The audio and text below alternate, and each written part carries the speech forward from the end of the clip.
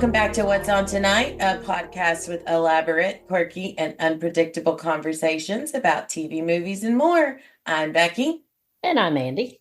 Tonight, we are coming to you with a very special episode. We have the one and only Alexandra Metz with us. Hello. We are so glad to have you. I'm so happy to be here. So as you know, Alexandra plays Dr. Garcia on the Pitt, and we find you to be one of the most intriguing characters. Ooh. We're very excited to chat with you. And like I told you before we started recording, you're our second interview, so bear with us. We're still learning. Absolutely. Me too. Me too. Well, let's get started then. So when you agreed to the interview, which again, thank you so much for doing so, Mandy and I did a bit of a deep dive. We love to go down a rabbit hole, and you've got a very impressive list of guest spots on a lot of shows. And I have to say, one of my favorite shows that you've been on was your character as Dr. Dalton on How to Get Away with Murder. Oh, yeah. That was very cool, working with Wesley. Mm-hmm. We see you went to Brown, which is very impressive, by the way, and have a degree in human biology. Yeah. So aside from that, there really wasn't a lot of information about your life outside of acting. So would you mind telling us just a little bit more about yourself? Sure. I'm from New York City. I grew up both in the city in Manhattan and upstate New York, kind of split between, city life and mountain life, country life. When my mom's job transferred us upstate when I was in first grade. And I grew up on the path to becoming a doctor. I lived my mom is from Panama, and she's an immigrant and, a single mother. So it was very, very set on making sure her daughters had all the resources possible and putting them on the path to success. So under that, she wanted us to study really hard and get into the best schools this nation has to offer. And so, I ended up going to Brown. One of my other sisters also went to Brown. And, kind of the only options growing up for our careers were being a lawyer, being a doctor. And then the third one was being an actuarian because I liked math so much.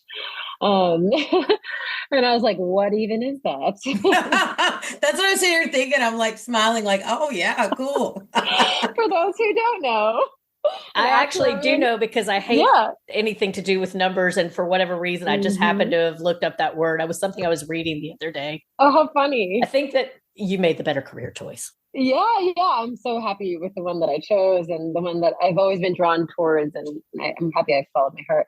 An actuarian, to my limited understanding, calculates risk for insurance companies, for example, to make sure that they can make the most amount of money at these companies. So probabilities. And I liked statistics to an extent. So my mom was like, those are good career options. So in our family, my eldest sister is a lawyer. The middle sister is a doctor. And then I'm the artistic, wild child who, followed her heart. That's funny that you said that about statistics. I love statistics in and of themselves, like the idea of statistics, because as Becky said, we could both just go down rabbit holes all day long. Isn't that fun? Yeah, I find the gray area is very interesting. And I love the idea of statistics, don't like the math behind them. Yeah. I loved the idea of like sitting around and reading studies where they found out, I don't know, 13% of left-handed people, their favorite color is blue. How they got to those numbers, far less interesting to me. Yeah, it definitely, I hit a wall on math. I love it. I think it's so functional, obviously. And I think it's fun as a game, as a mental game. But after a certain point, it's just not my jam. Not me, ma'am. Numbers make me cry. So, oh no. Yeah, I must stay as far away from that as I possibly can. So what did they think when you decided that you were going to not follow the path and become an actress? Well, it was a series of challenging conversations that, my mom had spent 18 years of her life making sure that I was on the path to doing something that was stable.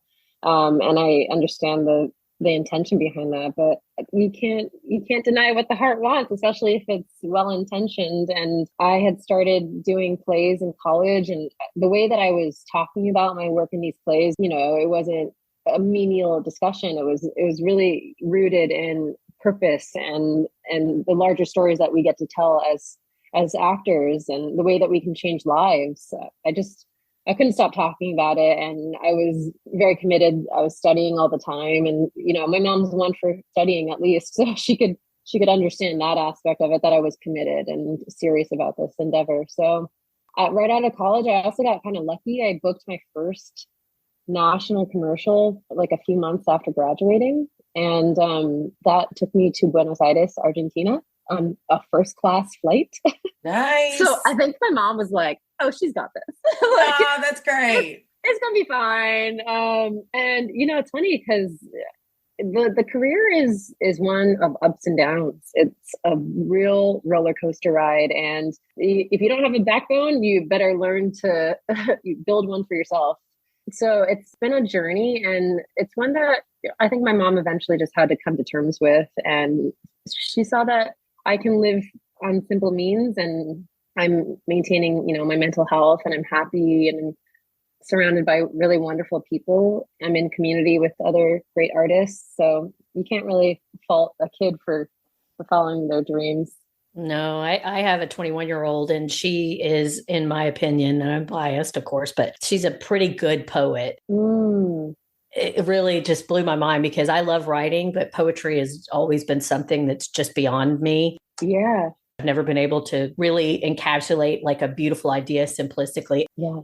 She blows me away with it, but she just graduated with a bachelor's in English. And as a parent, we wanted her to have a good work ethic. Yep. Beyond that, I want her to have quality of life over necessarily a lot of things, or as long as I know that she's prepared to work for whatever she wants. Yep. I'm sure your mom is the same as me. It's like, I just want to see that you are putting the effort into it and you're going to be able to pay your bills. And yep. If that's what needs to be done, then that's a big sigh of relief. Absolutely. Yeah. I mean, I think some parents do that for their own well-being and their own prestige. Exactly that part. So I think that's really admirable as a mom. And I honestly, I don't know if the listeners can see a picture of you in conjunction while listening. I cannot believe you have a 21-year-old daughter. You look like you're in your 20s. Thanks. You're a new favorite person. Yeah. Truly. So speaking of your degree, though, one of the things that we noticed about Justin, and I also noticed about you when we were digging into your life, is what a well-rounded person you are and how diverse your experiences and your interests seem to be. And I love that. Like, I have a huge crush on lifelong learners. Oh, yes. Yeah, I mean, because I think that that's how you survive in this world, that you have to have a thirst for knowledge of all kinds. Yeah. I don't want to go too far down this rabbit hole, but I've got another podcast where I do sit down with a girlfriend of mine every episode, and we talk about an important woman from history. And my next episode is going to be on Zora Neale Hurston. Oh, that's one of our dog's names. Zora? Yeah. I noticed you have a Jackson too. That's my son's name. I saw that. Yeah. Yeah. So I already loved you before we even got on here because you love dogs, and your son's name is Jackson too. Yes, exactly. But at any rate, that's one of the things I noticed about Zora, is that she was much like, all the people I admire, was someone who just had a voracious desire to have as many experiences and as much knowledge as she can. Yep. One of the things I've noticed looking at all of the people that we've been talking about interviewing is there's so many cast members with the Pitt that have some kind of background in health, whether it's, your degree in biology. Justin was in physical therapy. Oh, I didn't know. Mm-hmm. That's his next goal, is he wants to be a PT assistant. Amazing. I know, it's crazy. But anyway, do you think that it helped at all in you getting the role? Do you think that played into it? Do you think that that is coincidental, or do you think that they were actively trying to cast people who have some sort of background with medical knowledge? That's a good question. I never even asked anyone, and it never really came up in conversations with John Wells or Noah or Scott Gemmell or even any of the casting people. It is on my IMDb, but no one asked me to divulge anything further. But I do think it helped with my feeling, used to some of the terminologies, some of the, the environment in which we're working. I've volunteered at doctor's offices when I was in high school, and then as part of my resume in order to apply to colleges. And my mom, again, had always kind of put me on the path to becoming a doctor. So I was like, okay, sure, I'll do that. And I applied for the program for liberal medical education at Brown as a high schooler, which is how it works. And I got in, It's an 8-year medical program. It's a 4-year undergrad, and then the 4 years after that are the medical school there that you get in as a high schooler. And what's great about that is kind of to your point about having a diverse background of interests and being a well-rounded person. It encourages the people who are in the program to study other things outside of the sciences so that you can bring more to your career as a doctor if you do follow through with the 8-year program. And you don't actually have to take the MCATs. You're already in medical school. So you have the opportunity to study English and poetry or, dance, like African dance I got to do. And, I got to do so many other things that had presumably nothing to do with medicine, but make me a person that can relate to so many other parts of a human being's life. And so if I were to be a doctor, I can talk to my patient about so many other things. And it's a really incredible program. It's one of the best medical schools in the nation. And a lot of my friends went through that program. So I'm in contact with some really incredible doctors around the nation, and I can vouch for every single one of them. They're all incredible human beings, well-studied in the sciences and beyond. Well, that leads to another question. So your sister, you said, is a physician, and you've got several friends who are physicians. How do they feel about the show? Oh my God, everyone loves it. It's really quite exciting. I mean, there's so many doctor shows out there, and this feels like the one that got it right. And to have told a story that's this accurate and to have the approval of all these physicians that I respect so deeply, it's a great feeling. It's really lovely because we're representing people who deserve to have representation on television, accurate representation. And, a lot of these doctors, especially in the ED or, for surgeons, specific to my character, they don't often have the opportunity to talk about what they do at work in such a detailed way with their family. I mean, when they get home, they often just want to, turn it off and turn on another part of the brain and not divulge all the, the challenging parts of a day, or, there's the medicine itself. There's I don't work in a 9 to 5. So what's the word for just human relations part of it, Right. Certainly there's human relations in acting and on sets, but there's that in medicine, and they don't want to talk about any of that stuff when they get home. They want to relax and just be with their families. And so this is, I think, allowing people to say, wow, yeah, this is what I lived through without having to tell you about my every day to day and how I survive it. Essentially is just being with family, being with friends. They can let the story speak for itself and say, I can really relate to this. And it feels amazing. Well, that's great. That's awesome. Yeah, that's great. I mean, I think one of the things that Becky and I have talked about a lot is something that, well, first of all, I have seen a lot of online chatter from people in the medical industry that have backed up what you're saying, that they overwhelmingly seem to be in agreement that this is as close as any television show that they've ever seen has gotten to what the reality is. And one of the things that Becky and I've talked a lot about is that it strikes me that one of the things that's different about this format is that in any other drama about a medical emergency room, what's going on now towards the latter part of the season where you have got this active shooter situation with these mass casualties, it would be, just a very special episode maybe in that. But this, by doing 1 hour each of this shift, you get to see that these people are just experiencing trauma after trauma after trauma to their own psyche in service of trying to take care of these other people. And so they're already just so stressed. And then bam, this happens. It's really hit home to me. It's almost like a war, I can imagine. Reminded me, what you're saying reminded me of something my mother always told me about my grandfather that was in World War II and how he never, ever, ever wanted to talk about his experiences. Yeah. And in the character of Robbie, you really see somebody who is not dealing with their own trauma because it's just too much. And you can't open that burden up with and still keep going.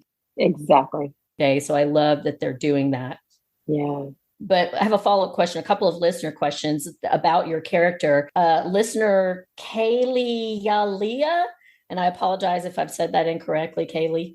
She is asking, how similar are you to Dr. Garcia? And has there been anything hard to separate or create for the character?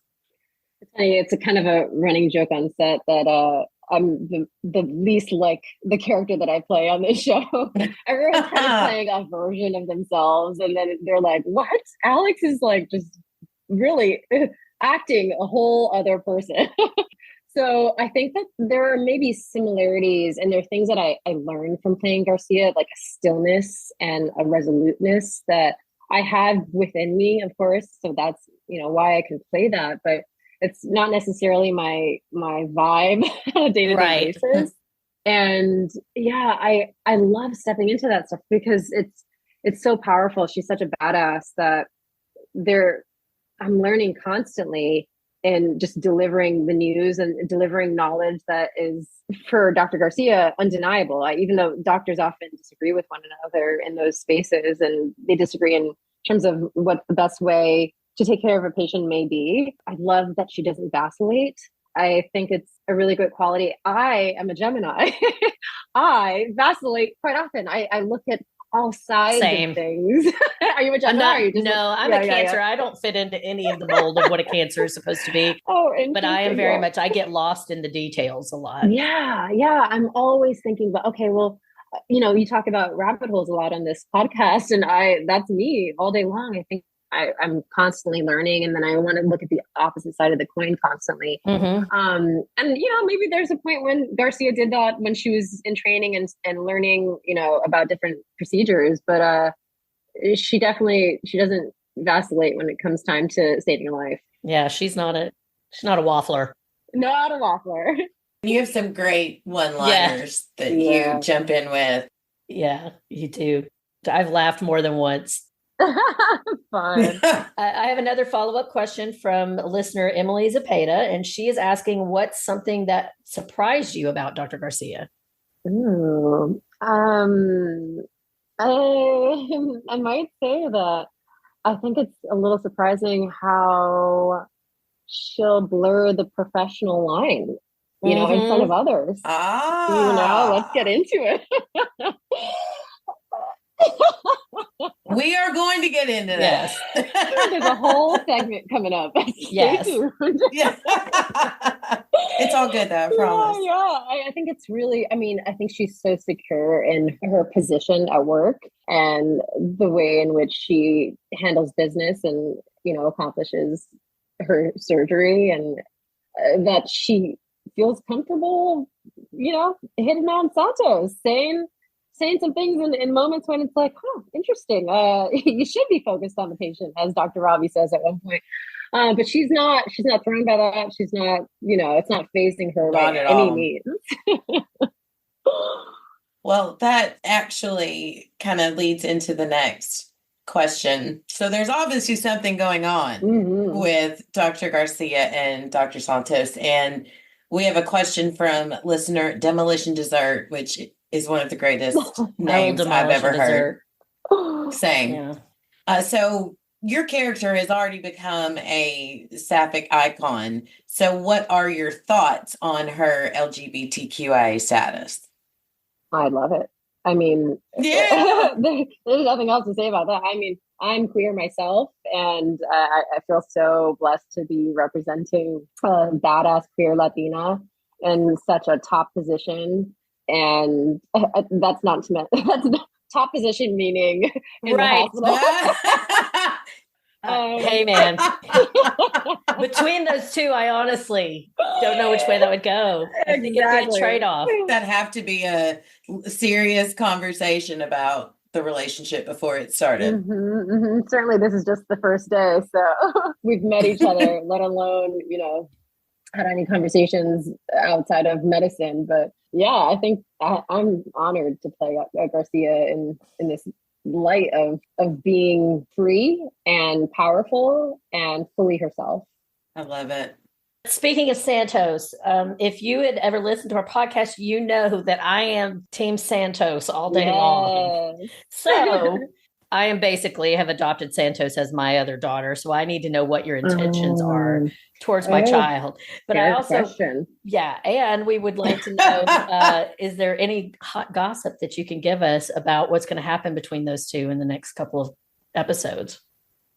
Okay, I can't give you any hot goss. Sorry, ladies. Oh, man, worth a shot. You gotta always ask. You never know. But I think Garcia's intentions are, for the most part, good. I think that she's of the mentor ilk. I think she is, somewhat judgmental. She's discerning, I'll say, not judgmental, but discerning in that space of who can cut it here, who is a possible future teammate, who we can count on in the surgery space. But also, Santos is undeniably beautiful, and she's also a badass. And what's not attractive about that? I have a theory. You're free to deny it, or she already answered it. No, I'm just going to throw it out there, the full theory. I have a theory that they know each other they knew each other before she started on day one. And that for whatever reason, Garcia has told Santos to keep that on the QT because she doesn't want anyone else to know. Because I find it a little like odd that it just seems a bit out of character for somebody as controlled as Garcia to just start flirting with an intern on day one. That just tell me with your eyes. I'm looking away from the screen for those who are listening. I don't know, but I like it. I have enjoyed debunking this theory with Mandy every episode that it comes up. And you said something earlier when you were discussing Santos. It's like, well, they just met. And inside, I am cheering. Like, I told you, Mandy. I told you, Mandy. I'm holding out. My mom told me that if I am right about this, then she's going to need me to go and buy her lottery tickets because that would be the most amazing piece of detective work. I want to cut. I'm just looking at context cues. That's all I'm saying. Yep. I'm actually about to rewatch the show, and I'm going to look at it through that lens and see if it tracks. Oh, that's cool. Okay. All right. Well, get back to me. Message us and let us know what you think. Absolutely. Because Mandy would be so happy, but I'm still saying no. Anyway, all right. So you play an assertive, confident character who is obviously very secure and cares absolutely not what anyone thinks. So, you kind of touched on it a little bit, but what is it like to play that role, especially as a woman? Ooh. I mean, it's really, really special, really beautiful. I wouldn't say I'm necessarily like that in my day-to-day. I don't have that quality completely in my bones. I mean, especially as an actor, there's the you want to show up and do a good job, and there's a quality that's not as how shall I say, decisive, because when you're acting, especially, there's so many auditions where you don't know what you should be going for. You're telling a story, you have only a certain amount of information and the sides that you're given, and then you want the job ultimately, especially if it's a well-told story. So there's a quality to being an actor, and for me personally, that's like, what's the right choice? And that's just not the decisiveness of Garcia is something that I really would love to learn more about and be inspired by. But God, playing a strong woman, it feels so effortless at times. Like it's just a switch that I turn on and I step into. It's really highly supported by the dialogue and the text that we're given. Shout out to the writers. They're so wonderful. They make it really easy for me to step into the role of confidence and power and strength, and all those things it's fun to embody. And it's also like, there's a moment where I kind of step out of myself, but then into another part of myself that I don't often tap into. So that's cool. Yeah, it is really cool. And, now that we're on the off season, I'm like, I don't really have a lot of spaces where I get to practice that. I'm mostly home, and I'm not trying to throw my weight around at home. It's a really chill setting. So, luckily. How much are you online? Like, I noticed that I think you've done a great job of like keeping a lot of your private life out of the media, but how much do you personally get online? Have you looked at any of the chatter about this storyline, what people are saying about your character? I have seen some because people send stuff to me, and then you get like the fourth person in a week to send you the same link, and you're like, okay, let me just check it out, I guess. I bet. Yeah. I try not to look too much into that stuff. I think it's really cool how invested people are, and how excited they are by the story and all the storylines being told throughout the story. But yeah, I'm trying to get offline. And it's funny you think that I'm not sharing my private life. Sometimes I wonder if I share too much. Not at all. We'll talk about that too. Yeah. But the reason I brought that up is because my mom and we were again talking about the character, because I am so protective of the character of Santos because she reminds me so much of me when I was a kid, which my mom thinks is funny because she said my maiden name was Bro, and my mom says, man, that girl is such a bro, Santos meaning. But I'm kind of hard on Garcia because I do feel like, you know, that she, again, I've got this whole pet theory that they're girlfriends and that she just told her to keep quiet, but that she's kind of quietly encouraged her to maybe be a little bit more aggressive than she's ready to be because of her experience. At any rate, my mom and I were talking about this, and she said, well, you know, Mandy, she kind of basically accused me of having a little bit of internal bias and saying, what if that was a male character? And I had to stop and think about it. And I don't think she's wrong. I think I would. If this were a storyline where it were a male doctor or a female intern, I don't know that I would have immediately felt as like she was aggressive or overstepping or what have you. Yeah, hardly anyone would have batted an eyelash. Exactly. Right. Which made me really mad at myself because that's something that I feel really, really passionately about, is much more direct than a lot of people. And I think I do it deliberately because I think that is something that happens in this world. We are not encouraged to be decisive. We are called bitches. Yep. If you're not smiling while you deliver information. Exactly. Yeah. Right. So that's why I guess what I was asking is, do you feel like there is any sexism that you have seen in some of the feedback from people online about this character? In the limited amount that I've seen, I was actually surprised with the lack of sexism and that's judgment, great. Actually, I mean, I think some people are like, "Oh, Garcia is wrong for that," but it's like, you know, wrong for what I saw was wrong for, you know, kind of standing up for Langdon or not really having much to say when Santos was like, "I have this information. What do I do with it?" Like valid criticism, not around your gender. Exactly. I'm glad to hear that. I'm very, very glad to hear that. Yeah, honestly, I mean, I only saw what I saw, but it did give me hope as well.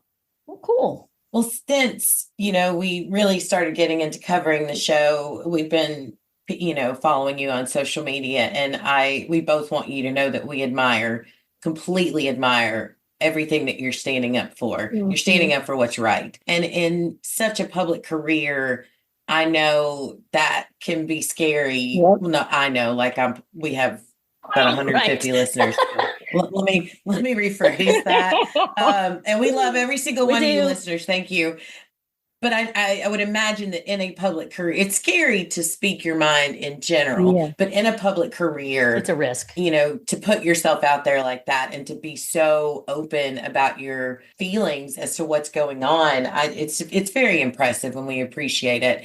And, you know, these are frustrating times with what's going on in our current administration. And, you know, I'm a biracial woman in a biracial marriage. And there are things happening that frankly just piss me off, but also worry me. Yep. And, you know, as a person of color who is also in a biracial relationship, am I correct about that? Yeah, okay, cool. You know, do you have any thoughts you want to share on current events? And, you know, how do you protect your mental health from, you know, we're joking, going down rabbit holes and not losing your mind at the absolute insanity that's happening? It has been a trip, being alive in this time. Working backwards, protecting my mental health. Honestly, my husband and I talk about current events, you know, a lot. And then we'll kind of have to remind each other, okay, we need to take a break. We're on our phones constantly. We're reading every update, and we're going to get the updates regardless of if we get them the moment they come out or, you know, a day or two later. So we try to keep balance and protect one another from going overboard. But we're undoubtedly affected, and God, I don't even know where to begin. I mean, there's so much that I could talk about and divulge. I mean, even in terms of like our families and having family members who are MAGA, or if they don't consider themselves to be MAGA, they are Trump supporters. And it's like having a conversation with loved ones without being able to really have a balanced dialogue, because now truth is getting obscured left and right. It's really hard to tell for some people to get to the bottom of what's true. It's just a really tricky time. And I am not the kind of person who can have these conversations without getting emotional, because I'm so affected. Because history precedes us. We should have learned these lessons by now. There's so much human potential for good, and to see it being wasted in so many ways all over the world, but then also in our nation, it's just devastating. Yeah, I don't know. We could talk about this for days and days. Honestly, like ever since the election, we've talked about it almost every day. And to an extent, it feels like, this administration, I don't get the sense that they care about the citizens of this nation. And it's a lot of like pulling wool over eyes and doing these, making big pocket money and to usurp power. I mean, I'm reading this book right now, called On Tyranny, and it kind of is about the 20 lessons of how societies and nations have found themselves in tyrannical times. And it again, like history precedes itself. We have history books for a reason. That's why education is so important. This is why which is why they want to take it away. That's why they want to take it away. Break it down. Yeah. Have you ever heard the quote? And it's attributed to Mark Twain, but I don't know if it's ever been proven that he said it, but it was something along the lines of history doesn't repeat itself, but it often rhymes. And I love history. History is a big passion of mine. And I just recently read that quote and it really resonated with me, because that's part of the problem, is that whenever you try to make the comparisons and say, look, there is evidence to say that this is what's going on, people will say, oh, they'll roll their eyes and say, oh, he's not Hitler. He's, this isn't 1935. Well, it's not, but, did you ever see the movie Evita? Do you know anything about Juan Perón? Yeah, Argentina. Right. The Descamisados, like even his follower, like the MAGA movement and all of it. It's like there was a playbook. And they're playing it, and they are doing everything in their power to turn this country into an official oligarchy. I'm surprised that you have MAGA relatives, honestly. Me too. It's crazy. We have this assumption, we're here in Tennessee. Yeah. Tennessee is basically a bellwether for what they're trying to accomplish throughout the rest of the country. We are where the ground zero was. Like, we have a supermajority. They put a lot of money, outside money, I should say, into the state to successfully gerrymander it. And we have a supermajority, which means that they can shove through anything that they want. They recently passed a law here that makes it illegal for an elected representative to vote against Donald Trump's immigration policies. Yeah.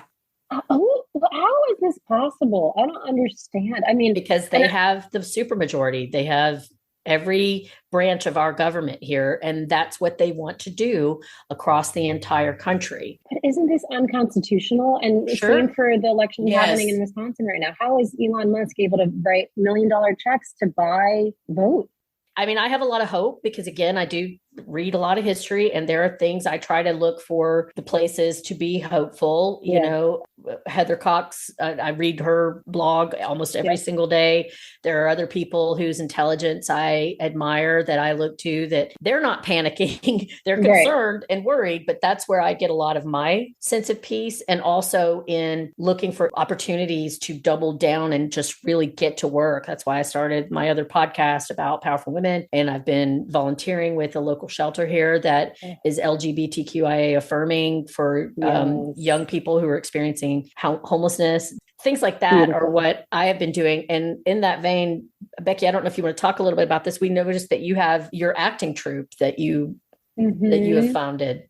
The Public Assembly. Yeah. If you want to talk a little bit about that, that would be great. Yeah, absolutely.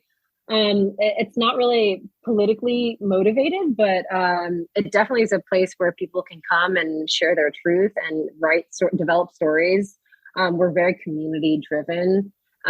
So basically, it's really cool. It's absolutely a passion project. I'm one of the founding members, as you said, and we've been going strong for 7 years. Actually, this week was our 7-year anniversary. And basically, congratulations. Thank you. We put on shows once a month.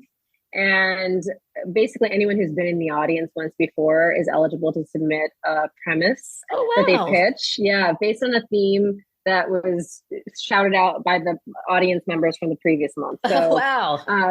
At the end of every show, we're like, give me your theme ideas, and people are shouting, and then we kind of huddle up and decide. So last month, the theme was, it's only okay when you're a kid. And next show is going to be Vigil is the theme for next show.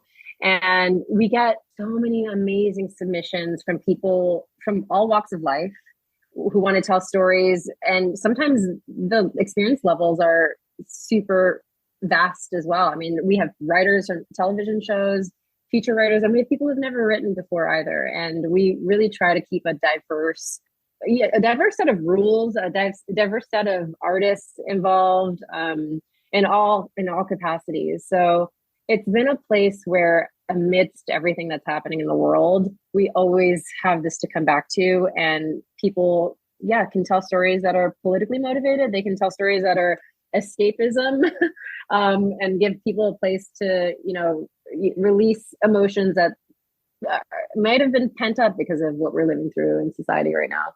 But I definitely, it's such a boon in my life to have this space of really intelligent artists. And there's people in that community who are, writers on television shows or directors on television shows. And it doesn't matter. Everyone is so about learning and teaching and, inspiring others and giving people the opportunity to use their voice.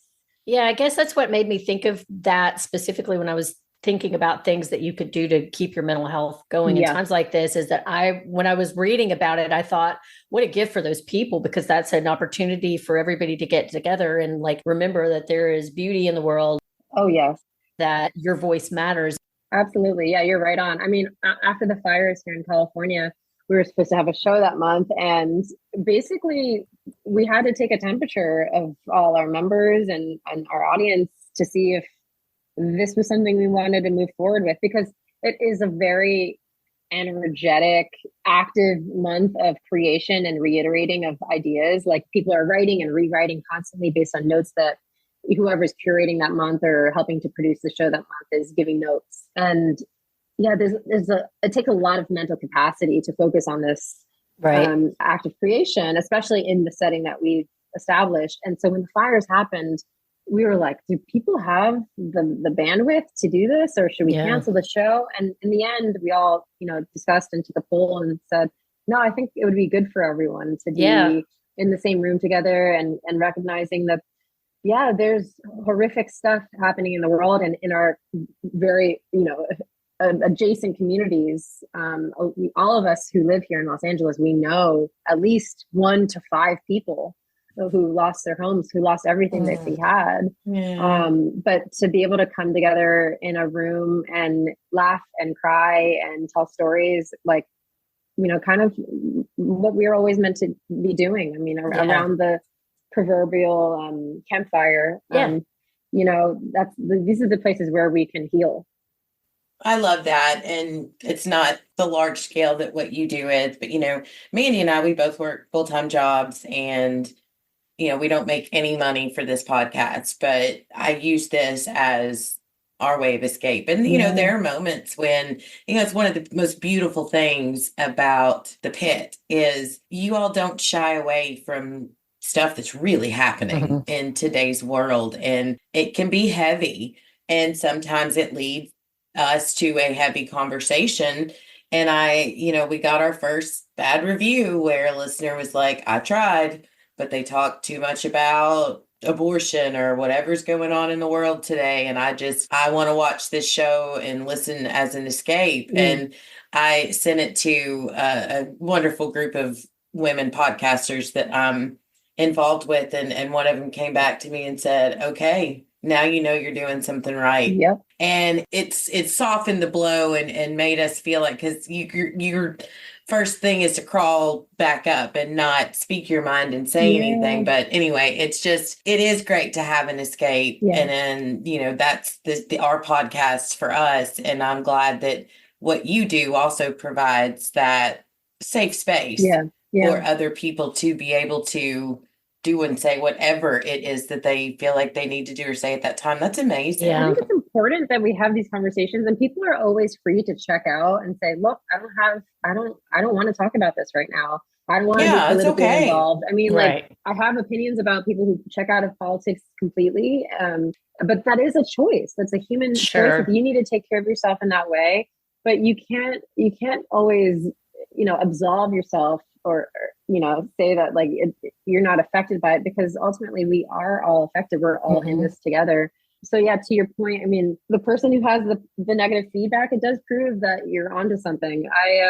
I ruffled some feathers in talking about the post-election times and how disappointing it was to know that family members voted in this way. And the fact that it led to some hard conversations, it wasn't favorable, but thank God it did. Like, thank God I said something and we can start to have dialogue. And it's not perfect yet. It's not ideal in my mind, but it's something. It's moving the needle in a direction that I think needs to happen. Well, that's part of why we wanted to bring all of that up, is because we were admiring of the fact that you were taking that risk, because it's one thing for us to speak up. It's hard for us. I mean, not me, because my mouth gets me in trouble all the time. But, when we started this podcast, like, that was one of the conversations that we had to have is, do we want to go there? We're brand new. Do we want to alienate people, especially around here? Surrounded. We talked about it and we were like, no. And that's what kind of was a little surprising to me about that feedback, is that, but this is such a strange show to pick to be escapist fair, because every episode they're talking about really important things that are going on in this world. That's why we decided, no, we're not going to shy away from that stuff. We'll try to keep, the Angry Carrot's name to a minimum. We'll try to, not bring him up as much as possible, but we cannot have honest conversations about this stuff. We wouldn't feel good about what we were doing if we didn't get into the fray that way. And so we just appreciate the risk that you're taking by doing that. And if our opinion means anything, don't stop, because Thank you. It's so needed. I mean, people, that don't have, I was going to say glamorous. I know you probably don't look at your own life and think, oh, this is super glamorous, because I know it's a lot of hard work. I'm covered in dog hair. Same. But, you get to work in creative spheres and do things that, a lot of people don't get to do. And most people in your circumstance would go out of their way to be as coy as possible about their politics. And so we just really appreciate you putting it on the line like that. Yeah. Thank you. It's funny because sometimes I wonder, like, I honestly want to spend less time online, less time on Instagram. But there is an aspect of it that I really enjoy, being in community with people that are from all around the world, all around the nation. I mean, we met through Instagram. Yeah. We met through Carly, who runs the Pitt fan page. And hey, Carly. Hey, Carly. And she's amazing. I love that aspect of this app. And yet I also know it's really toxic. So finding a balance. Sometimes it feels like I'm just sharing to a bunch of people who agree with me already. So like, what does that do? What good does that do? We're just proliferating information in a vacuum. How do we reach outside of those spaces? But it's community. And that's what I guess I hope you're hearing, is that we are here in the middle of it. I appreciate that. I used to be a little bit more, because so much of my family is MAGA, that I did used to try to be a little bit more cautious about it. But after this last election, what I realized is that the people out there that are feeling despair, those are the people that I care about now. Yeah. Because I am at a point in my life where I can exert a certain amount of privilege to say, look, I am a middle-class, middle-aged, cis-het white woman, and this is bullshit. Probably not going to affect me. I'm not having children anymore. Thank God my son is about to be out of the public school system. A lot of this is not going to affect me, but I'm not going to shut up about it, because I have several friends who have trans children, friends who are LGBTQIA, a ton of friends who are immigrants or the children of immigrants. And if you have a voice, you should keep using it. And I just think that when I'm like you and I'm thinking, what is this doing? Like, everybody they've already made up their mind, but I just try to picture the people out there that need to feel like they're not alone. Yeah. And I think that's what you do. Thank you. Yep. And you are a voice for them. So yeah. And I think it's easy for people to forget that our voices, there's something, we can lose the opportunity to share our voices like that. They take it for granted. And if we stop using them, that is a possibility. Exactly. Yeah. I mean, it just broke my heart in this last election. A majority just did not show up to vote. The only reason these people have the power they do is because of apathy, and I don't even think it's that people don't care. They've just bought into this idea that it doesn't matter. And if all of those people who believed it didn't matter showed up and voted, this would be a completely different country. Because as I said, I love history, and history does they always fall. Every single time regimes fall. Every great nation has, and not that we wish that for our own nation, but certainly things need to change. Keep pushing forward. Yeah. Yep. Especially when it sucks. Especially. Yeah. But yeah, and it's nice, as like I said, as a biracial person, Mandy was screenshotted a couple of things that you posted and sent to me, and it just made me feel kinship, I guess. Yeah. And to know that there's other people with the same worries, fears, hopes, dreams, the whole nine. It's just it's nice. Yeah. And we appreciate it, and all we can do is say what we say. And my mom always says, if you touch one person a day, then you've done something right. And so my mom says, if you touch one person a day, you can go to jail. But oh, good. Yeah, she's not wrong. Well, I know we've kept you a long time, but I want to ask, you talked a lot about your project, which is amazing. Is there anything else that in the works that you want to tell us about? And can you share where our listeners can find you? Y'all can find me at Metzaball Soup. We love that name. We were talking about that before we got on here. Like, that is an amazing Instagram name. Thank you. My last name is Metz, and I love matzo ball soup. I have Jewish heritage from Poland, and my grandfather and I used to make matzo ball soup, and he would come visit me in LA. So, oh, that's very cool. Yeah. And I don't have anything coming up yet. Hopefully I'll have more to report on soon. You could just let us know exactly what's going to happen in the last 2 episodes of the Pitt. It's so funny. Cut that part out, okay? We won't tell anyone else. Oh my gosh. No. It's funny because I don't even remember at this point. I'm on the journey with the audience. Really? I'm on the ride, and so just I'm taken aback by everything that's happening. I mean, there's so much that's on the page, and then there's so much that's being brought to life, and all these little micro moments on screen that I just I'm just as committed to the ride as any other audience member. Yeah, we can't wait to go back and rewatch as a binge, because I think it's going to be, we talked about that last episode. I think it's going to be a completely different experience sitting down and knowing how it ends, and then going back and just watching everything progress. Yeah.